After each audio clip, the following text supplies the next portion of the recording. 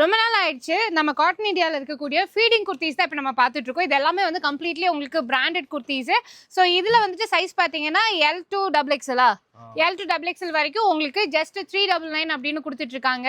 So இதுவே வந்துட்டு உங்களுக்கு ஃபீடிங் இல்லாம நான் ஃபீடிங்குமே வந்துட்டு குர்தீஸ் அவைலபிளா இருக்கு. இப்போ நிறைய காலேஜ் ஸ்டூடெண்ட்ஸ் வந்துட்டு சைடு ஓப்பன்ல கேட்டிருந்தீங்க, அதுவும் பிளஸ் சைஸ்ல.